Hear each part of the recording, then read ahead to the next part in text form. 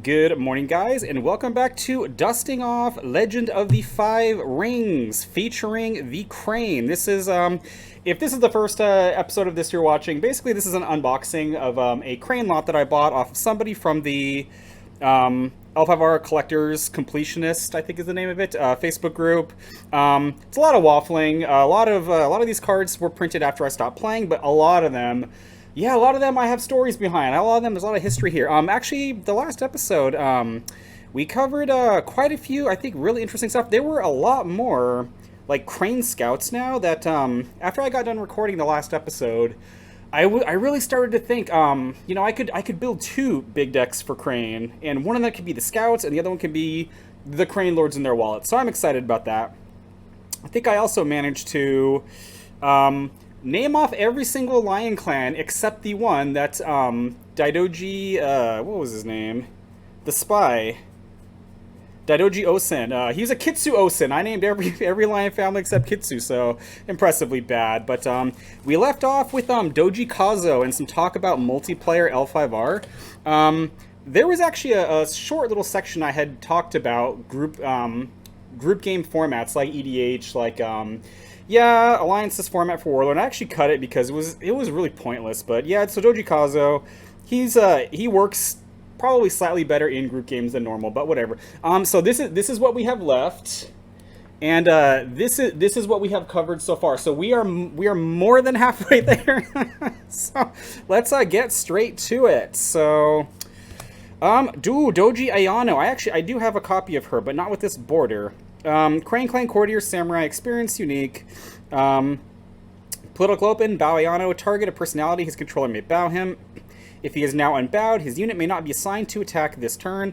I want to say her first version, I did reference her in relation to Doji, oh shoot, how did I, well, it's been several weeks since I recorded the first one.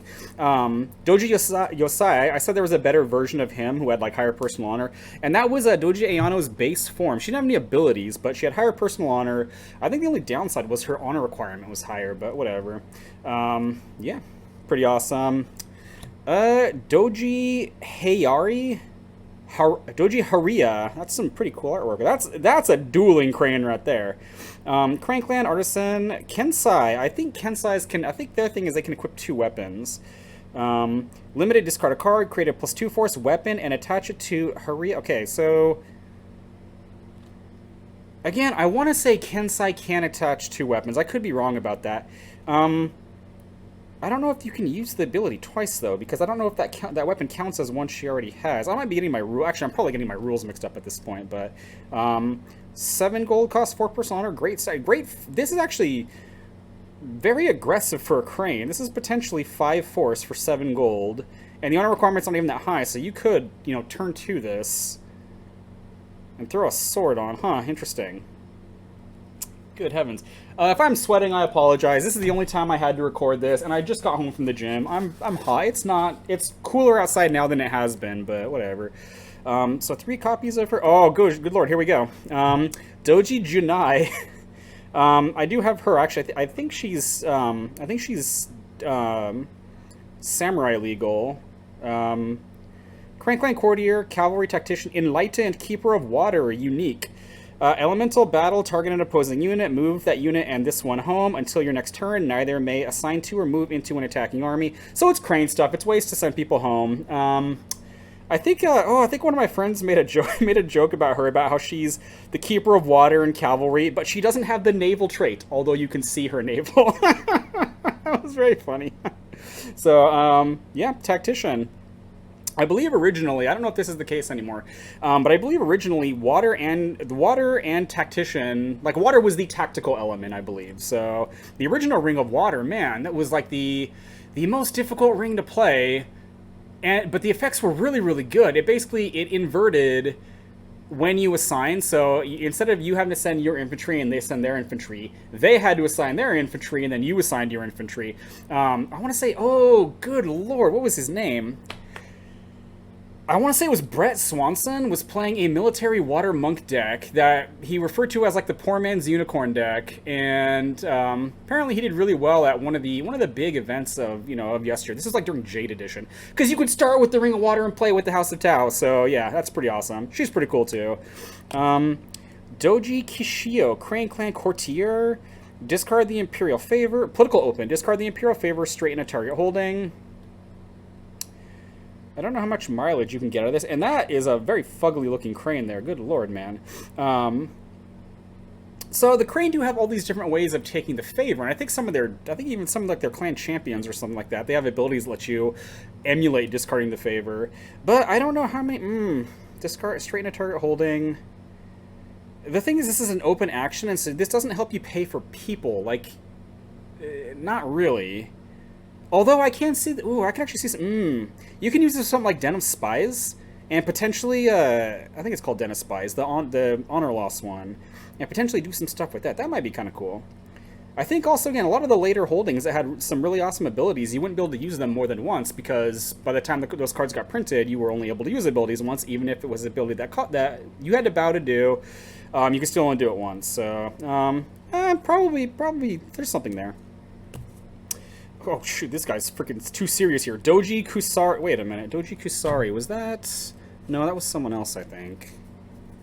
Doji Kazuo. God, he has all similar names, and he looks like that guy, too. Crane Clan Samurai Commander Paragon Unique. He's a 4/4 for 8. Oh, good. Enters play, paying 1 less gold if you are a Lion Clan player. This guy's freaking emulating Doji Quan in there. Battle, choose your performing unbowed personality. Range attack with a strength equal to his personal honor.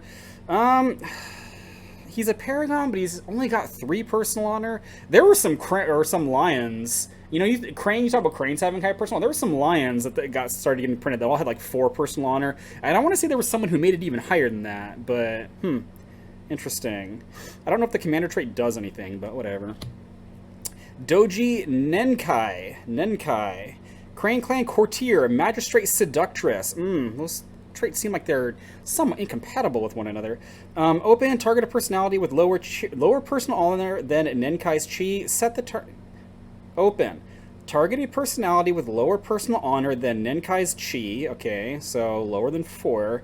Set the target's personality's force to equal his own chi. So really, you would use this. The flavor text. Kurumi needs to learn the lessons of subtlety. That would be probably fairly good against something like Crab Berserkers who have really, really high force but kind of terrible chi stats. The problem is, and I was thinking of this, I got really excited after recording the last video, and I went through some of the decks that I have built right now. And again, I don't know what I'm talking about for L5R. I thought I did for a while. Like, I thought I kind of understood the game, and then I don't even remember what it was. I was web surfing for something. I want to say one of my friends was going to go to, he was going to go to some Gen Con where they were playing old L5R, like the old rules, not new 5R, and I want to say I tried looking to see what people were playing, because the deck I have right now that I would consider the best deck I have, it's probably not creative at all. It's Palace of Odo Sanuchi with Jigoku Sensei and Everything's Imperial. And it's like, I played that, actually. I played one game with that against my 2 friends when one of them was visiting, and like it wasn't a game. Like, granted, he wasn't even playing the older... He was playing... I want to say he was playing either Samurai Edition or Lotus Edition. But like, first turn I had like 3 people in play, and as soon as he bought a guy, I like Gazoku'd it, and it's like, your guy's useless. And between acquiring favor, between I had a bunch of cards that just like literally I was able to take 3 of his 4 provinces, like pretty much uncontested, and the last one, I don't remember what I did, but like he could not even get a single defender, and I actually had way too many ways. And I thought that was pretty good, but then I looked up like what people were playing. My deck sucks by comparison. People were talking about these decks where like I can't even remember. Like, one of them was like its opening action was to gain like 8 honor or something like that, and that's pretty good. But I don't know how many crab decks I would be playing if I'm not playing Oushi Sensei. which is the biggest freaking middle finger to like half of the game. Okay, so Oshi Sensei is awesome. She was the crab I talked about, you know, marrying the unicorn, and her sensei is just it can, at least in my opinion, I could be wrong, but it is just such bonkers. Basically, if they try to do something to you and whatever it's doing to you is looking for your chi or personal honor, you can have it look at your force instead, and they're crabs, and so it's like that deck is all these crab berserkers, and so like test of honor, like my force is 7. You're gonna try to duel me? My force is 9. Like, yeah, okay, I'm waffling. So I don't know. I say this would be good against crab, but again, I'm going to assume that a lot of crab decks play that. I don't know what I'm talking about, but whatever. Doji Okakura, Crane Clan experienced. Actually, this guy has bugs for both Diamond and Gold. I don't think I have this guy. Crane Clan Samurai experience unique. Once per battle, if there are fewer opposing Shadowlands cards than his chi, bow one of them. His stats aren't anything amazing. He's only got 2 personal honor, and he's not even bowing all of the Shadowlands cards. He's only bowing one of them, because I want to say Hida Yakumo, one of the Yakumos. Maybe it's the KYD Yakumo. It's very similar to this. But this is only bowing one of them. But this doesn't bow him. I don't know. I like the art, though. I like the art, though. He's like walking through a rice paddy. Actually, he might be walking on water through the ice paddy. I don't know. Doji Shikatsu, Crane Clan Courtier, Governor, Magistrate. A lot of magistrates all of a sudden. Although Okakura is not a magistrate. After you lose honor from another player's action, give one of your personalities a +1 force revenge token. You say bad things about me, fuck you. I'm gonna get beefy and kill you. That's awesome. Political open, discard the Imperial favor, target another player's personality. After the next time the personality is assigned this turn, dishonor him and gain 2 honor. So this is not unique. This actually reminds me quite a bit of Asina Beneha. Political open, discard the Imperial favor, target another player's personality. After the next time the personality's unit is assigned this turn. So this dishonors, I want to say, because Beneha has a Scorpion equivalent who basically works the same way, except instead of you gaining honor, I think the person doing it loses honor, or it dishonors the person. I can't remember. This dishonors him, and you gain 2 honor. So I don't know how much you see that in Crane, but I know I've done it in the past where like you can abuse the fact that their people are dishonored with various cards, mostly things that check for personal honor, like Test of Honor. I think I mentioned that earlier, but I really like this. So after you lose honor from another player's action, give one of your personalities a +1 force revenge token. This is not a react, so this happens every single time. Man, if I had this, one of the game I mentioned where I was playing Palace of Voto Sanucci, my opponent was playing Scorpion, and he kept trying to do all these things to make me lose honor or dishonor my guys. This would be pretty handy for something like that. That's cool. I like it. I like the artwork, too. Who did this? Edwin David. Nice. So, okay, we've got Doji Sioka, who is the soul of Doji Nanaki. So functionally speaking, these are basically the same card. That's fine. Does it work any differently? I don't think it does. I think she's basically identical. Same stats. Still a seductress. Yeah. That's fine, though. So 3 of those. Doji Sioka, Courtier. Wait, that's who I just covered, right? Yeah. Okay, so she has an experienced version. Courtier, Magistrate. So she's no longer a seductress, okay? She decided the slutty days are behind her. Political open, remove an ability from a target holding or attachment. Ooh, that could be really nice against the right, like, attachment. I'm assuming attachments are followers, spells, items. Because my immediate thought on that is turning off Bitter. The sword Bitter from Spirit Wars, man, that could be depressing if that happened. If you were banking on that and then she just gets rid of it. Oh, man. Tireless Battle, move her home. Okay, so I don't know what's going on with the artwork there. It looks like she's talking to a dragon, like an actual dragon. She has a political open ability. She doesn't... I don't think you can use that during battle, because I think at this point, open abilities couldn't be used during battle, and it didn't say open/battle or battle/open. So you can remove an ability from a holding or an attachment, and then you can move her home even when she's bowed. So I guess if she bowed to play something, I don't know what she would be doing there because she's not a samurai. But she is a magistrate, so huh. Oh, she's not unique either. There's 3 of them. Huh. That's kind of interesting. I do kind of like that. Again, I don't. Bitter is the first thing that came to mind for items, but although, again, you could target any, like, you could shut even some spells down. Like, say, I don't even know if people play this anymore, but say someone spent gold to attach Walking the Way. You get rid of it immediately after they attach it, and then it's like they can use it later, but they just spent 4 gold or 2 gold, depending on what stronghold they're playing, for something that's not doing anything. And then they can't even do it on your turn because Walking the Way is limited. I kind of like that. I think that's pretty interesting. Nice stats, too. 2-4 for 6. I'll take it. Doji Tenitsu, have this guy. He's the soul of Kikiyoshi. He will not attach followers or issue challenges. He cannot be assigned to defend. Bao Tenitsu to take the Imperial Favor. This is not considered lobbying. I think there's several different, because we had a version of that guy in one of the other lots who basically worked exactly the same. Maybe not exactly the same. This guy, Doji Katada, yeah, he bows to take the favor. Yeah, and these guys, although the Katada is cheaper, that was always the problem I had with Hideyoshi, was he cost 10. And he had a 10 honor requirement. And when he was first printed, there was no blood money rule, so I don't know. He was kind of risky. And although the favor was really good back then, because you can send home defending units with it, and you can just draw cards with it. So that's kind of cool. 3 copies of him. A copy of the Experience 2. Oh, this is where it gets freaking not confusing, but just weird. So the Soul of cards were basically reprints, and they counted as that other person for the purposes of deck construction, but not for things like their experience levels. So looking at this Doji Seoka person, her experience version can overlay on Seoka, but she can't overlay on the original one because it's not the same person. So here we have a Doji Tenitsu. He is Experience 2. He is the soul of Kikiri Yoshi, Experience 3. Oh dear. Find a way to turn this guy into a Kola and then put Knight Medallion on. That'd be funny. Actually, I don't know if that actually does anything, but political reaction after you use the Imperial Favor, bow Tenitsu to gain the Imperial Favor. So he can't just take the favor by lobbying, but if you use it, you get it back, and it does use it at reaction speed. It does bow him, which is unfortunate, but whatever.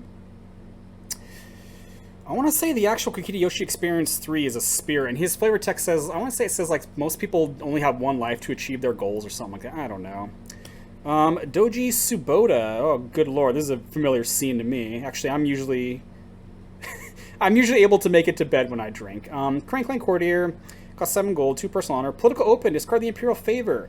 Until your next turn ends, negate a target personality's next training. Oh, good lord. I could so make use out of this with Doji Sayori. Oh, but you have to toss the favor to do it. And I'm already playing Gozoku Sensei. And he, no, I think, because what's her name doesn't even, when me and my buddies play, which we haven't, again, outside of that one session, I haven't played in forever, we don't really do the whole, we're playing, and I've gone over this with Warlord quite a bit on the other aspects of my channel. When cards like Sayori got MRP'd, like, a lot of times we just won't follow it. It's for, like, my pre-Lotus Sayoris, my ones from Diamond Edition, if she was too strong to be in that format, you probably shouldn't have put her in that format, and I am not going to reverse MRP something, because, again, who's even playing just Lotus right now? Actually, although I think one of my friends was. But, oh dear. But still, using this with her, until your next turn ends, negate the target personalities. Oh, it's next straightening. Oh, I thought it was all straightening. Okay, maybe not as good. Might still be useful, but Doji Umaki, Crane Clan Courtier. So I think I've hit the Courtier section here. Political Open, discard the Imperial Favor, and bow Umaki. Bow a target personality if his base If his base gold cost is 0, destroy him. So I'm guessing that would be Toku, Oni no Akuma, or some token personality. If his total unit's gold cost is lower than Umakai, how do you say this guy's name? Gold cost, take the Imperial Favor.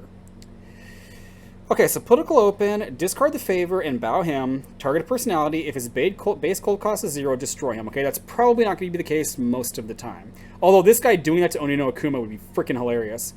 If his unit's total gold cost is lower than Umaki's gold cost, take the favor. So if his unit's total gold cost is lower than 7, because it's not counting his attachments, which is unfortunate because you could potentially put some stuff on him to make that easier, like that poetry thing, which I'm a big fan of. Don't know about this guy. But that's fine. Doji Yoshitada. God, I am butchering names right now. Maybe I shouldn't do this after the gym when I'm all jittery. Amped up on God only knows how much caffeine right now. Crane Clan Samurai Duelist Magistrate. Political battle. Target an enemy personality. Bow him. If he is dishonorable, choose a player who gains or loses 2 honor. Ooh, so, that's interesting. Because I think you can combo that with that other girl that we got. Where is she? I should have kept these in separate stacks, but her, Doji Shikasu. So, Shikasu, put a open, discard the favor, target another player's personality. After he assigns, dishonor him and gain 2, and then this guy can bow him, and since he's dishonorable, I can get, that's a 4 honor gain right there. That's actually kind of cool. I kind of like that. Again, I don't really care if it's good. I just like, that seems like some really cool synergy. I don't know, I'm getting ideas. I'm scheming now, guys, but I like that. I think that's awesome. And then he's a duelist. I believe duelists win ties against non-duelists. I don't think the Magistrate trait does anything by itself. It's just some cards, I believe, will only attach to Magistrates or give you bonuses to Magistrates. Yeah, 3-4 for 7, 3 personal honor. I like that synergy. I like stuff like that. Oh, Doji Akiko. Oh, this is a tragic character in my opinion. So Doji Akiko. She's a Crane Clan Shugenja. She joins the Phoenix for 1 less gold because I believe she's actually Aisawa Akiko is actually what her name originally was. I think this is Aisawa's daughter. While Akiko is in play, all of your Shugenja, including her, have +2 chi for the purposes of casting spells and kihos and participating in rituals. I think when that's good, it's probably quite nice, because I think a lot of the older cards, they made like range strikes equal to your chi, or a range strike. I think the Fires from Within is like 2 range strikes equal to your chi, or 1 equal to double your chi. Oh, Akiko. So she got, the reason her name here is Doji now, and is because she married Doji Kurohito, and oh, this was, oh, see, okay, I could not go. Okay, I made it 20 minutes without telling some giant story. So, if I'm understanding correctly, Doji Akiko, I think she died, because, again, she's really old. She's, I want to say the daughter of one of the Kami, or no, one of the Thunders. And, Kurohito married her, and so she took the Doji name. The reason she'll join the Phoenix for 1 less is because, again, she's a native Phoenix. If I'm getting this all correctly, which I admit I could be messing this up, but so the Gold Edition story arc, I did like it for the most. I liked everything about it for the most part, except for the end. The end was absolutely freaking terrible. Hantai Nasuru, no, I am not going to call him Toturi Nasuru because he is not a Toturi, okay? Not by any reasonable definition. He's a little. Gold Edition story was basically maybe not the problem, but so Toturi goes out. He's going to visit Akoto Kanika. Akoto Kanika is his illegitimate child to a geisha named Hatsuko. This happens in, actually, I believe a lot of this happens in the Scorpion Clan Coup book, and or the Scorpion novel, which I think is a pretty good novel. So Toturi, he I don't know if he quite falls in love. He may have fallen in love, but he was married. He was having an affair with this geisha named Hatsuko, and she ended up basically drugging him. I think she was supposed to kill him, and she didn't because she's like, I'll just give him a little bit of poison, just enough to knock him out, and I'll just admire him until, like, I don't know, we die of starvation. Because they're like in a cabin out in the middle of nowhere that was set up by this guard. Really, really good. I highly recommend you read that book, even though, yeah, shoujo can be sometimes a bit annoying, but so she actually ended up getting pregnant from that encounter, and the result of that, Akoto Kanika, he's Toturi's oldest child. But Toturi later on gets married to Aisawa Katie, who was the Master of the Void. I believe she was also the Oracle of the Void, and he had 3 children with her. But when Toturi dies, and again, there's some spoilers here, but you should be expecting that. When Toturi died, he was the emperor, so rule should be passing to his oldest child. The problem was his oldest child was a bastard, and so a lot of Gold Edition was who is several things are going on. The Akoto Kanika is trying to forge a path, and he ends up allying with some scorpions and I want to say some dragons. No, I think it was scorpions and lions. Yeah, there's an alliance right there. Toturi Sadao takes control of the Imperial Legions, and I want to say she goes on a hunt for these Suno creatures, who I believe one of them was the entity respawn. No, that wasn't a Suno. That was a different one. Oh, it's been so long. Basically, because she's a soldier, she's a general. She's like, and I believe one of the, I think it's Strength of Purity references how, like, when she's in court, like the Imperial court, she's like kind of reserved and withdrawn. But on the battlefield, she's like the most awe-inspiring commander ever. She's great. So she's doing that. She takes control of the legions. I believe she like whacks down all the wheat in Golden Sun Plain to feed the legions. Good stuff. And Aisawa Suzaru, the Shugenja, the freaking, yeah, how powerful would the son of the Lion Thunder and the Oracle / Master of the Void be? The pairing of those two. Yeah, Suzaru was, whew. And he decides what he's going to do is he's going to go find out who killed their father. He's like, I don't care. And so those three are doing their things. You know what Nasaru is doing? Hontai Nasaru? He's busy spreading rumors about the other ones because I'm better than them. I should be the emperor. What a pathetic... Everything you hate about politicians, Hontai Nasaru is that guy, okay? Oh, man. And so, of course, and now this is both fascinating and a bunch of bullshit at the same time. If I am understanding correctly, Hontai Nasaru is actually the one at the end of the story to become the new emperor. He becomes Toturi the second, Toturi the third, because, oh, God, fuck that guy. But the way this happens, if I am understanding correctly, this is really, really brilliant and messed up at the same time. A bunch of players, because L5R back then, it was a story-driven game. You can go to the Kotais, you can go to the big events. The story I was telling about Dave Williams and that Crane Oni interaction, that was being held at one of the Gen Cons or one of the Orcons or one of the Kotais. I can't remember. It was so long ago. But a bunch of players, apparently, they conspired to put Hontai Nasaru on the throne. I want to say because they were like old-time players and they liked the idea of having a Hontai back on the throne after, after 2 sets of the Toturi dynasty. So they all, like, either bribed, because you were allowed to bribe people to do things. Alphavar was great. They bribed, or they all switched their wins out to Hontai Nasaru.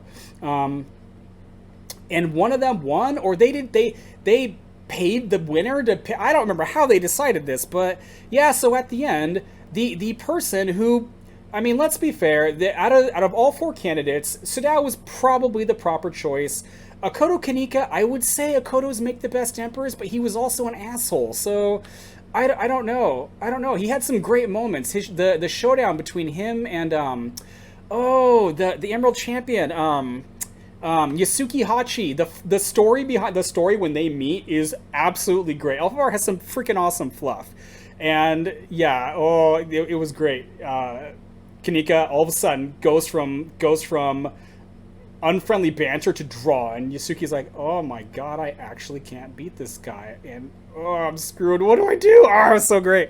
Yeah, so all these people are doing great heroics. Hontai Nasaru he's bad mouthing people. Like, I think one of the wins refers to him as an architect of others' despair. But anyway, that's the setup, okay? The end of Gold Edition is the four wins is what they're called. Going to confront, I believe they went to go confront Daigatsu. Hontai Nasaru apparently makes like a freaking bluff check against God. Actually, that's not quite accurate. He makes a comment and he gets Fu Ling, who is the one of the original kami he fell too far and he fell in the Shadowlands. He was the main big bad for a long time, or the driving force behind the big bad. Basically, Nasaru, he insinuates in front of this stupid statue to Fu Lang that Daigatsu, who is working on Fu Lang's behalf, he's like, I hope Fu Lang never realizes that you're planning to usurp her. It's the stupidest line. Maybe not the stupidest line in fiction. One of the dumbest lines in gaming, in my opinion. And he just tricks Fu Lang into going, oh, he is working against me, isn't he? He withdraws his power from Daigatsu. It's so dumb. It is so fucking stupid. Like, the levels of dumb. The levels of, And so Sadao, because she got, like, either the least vote. I don't remember how, but they decided she died, right? Because why not have the best one of them just get killed? Because why not do that, right? fuck that shit. So when they get back, it's like decided that Nasru is going to become the emperor. And again, this is a guy who spent the entire time bad-mouthing his siblings, okay? And at the end of it, he goes, oh, well, actually, I am not Toturi II because Sudao was actually the empress for like 30 seconds, or she was supposed to be the legitimate one, because I think she was Toturi's oldest legitimate child, if memory serves. So I am actually Toturi III. Like, shut the fuck up, you fucking cockroach. Ah!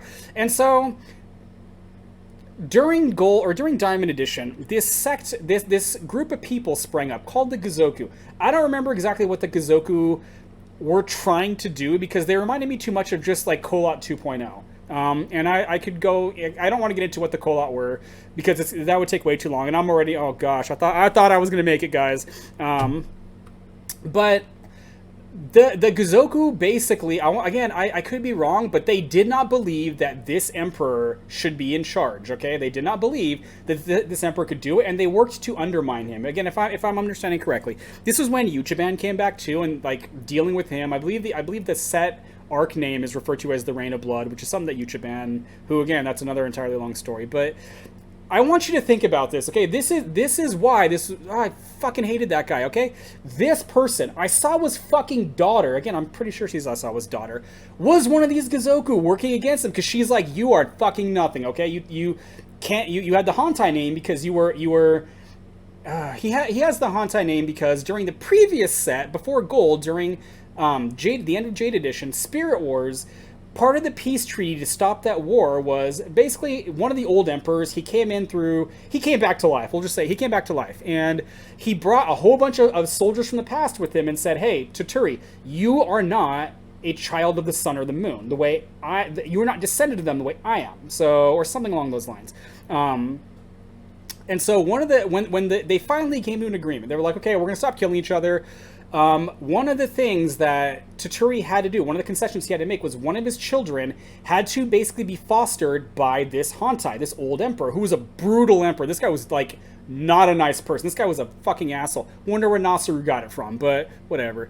And so, where was I going with all this? So, Akiko was one of the people where she's like, she's like, you should not be ruling. Like, you are a pathetic little girly man, and yeah, and so basically she gets exposed in front of the Imperial Court.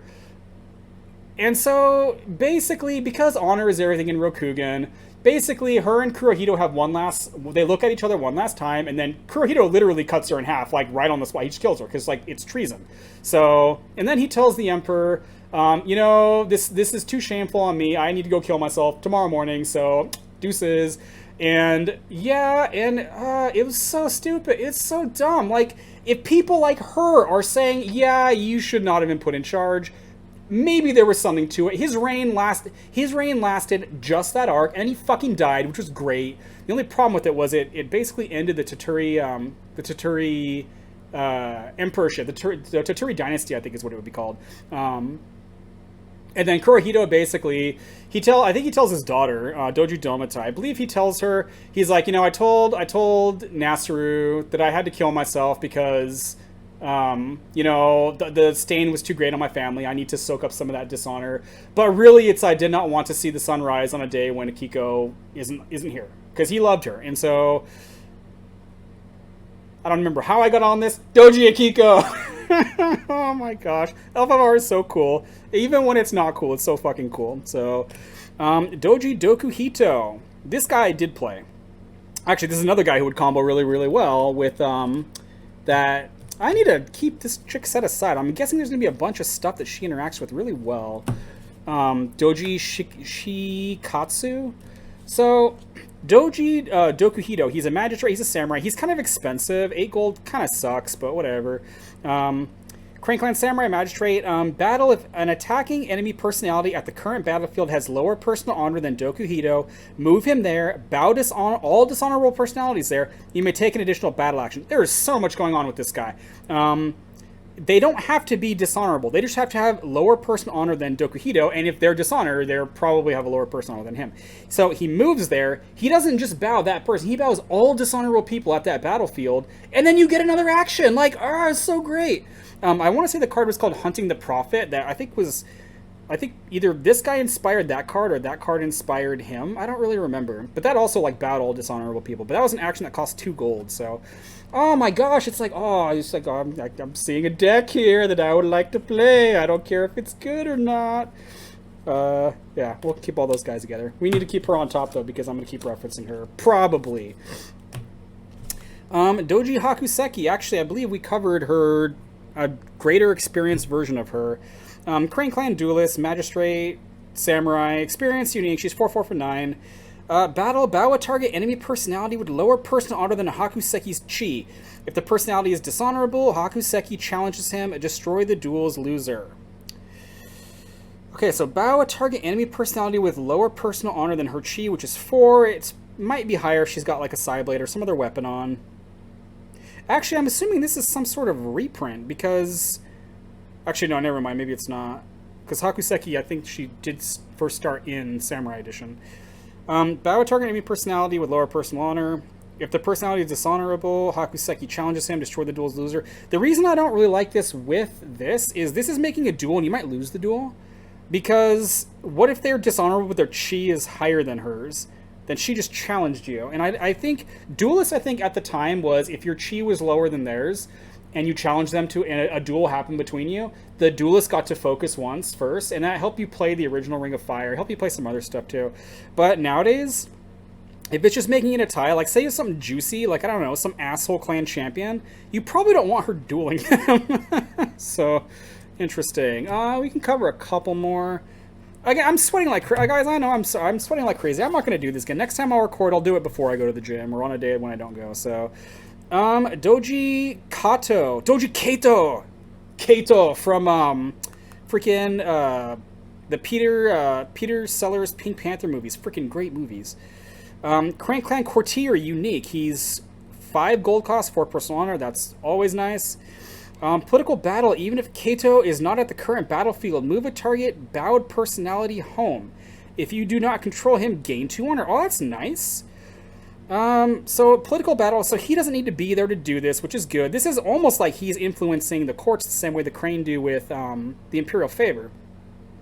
Move a target bowed personality home. It has to be bowed personality.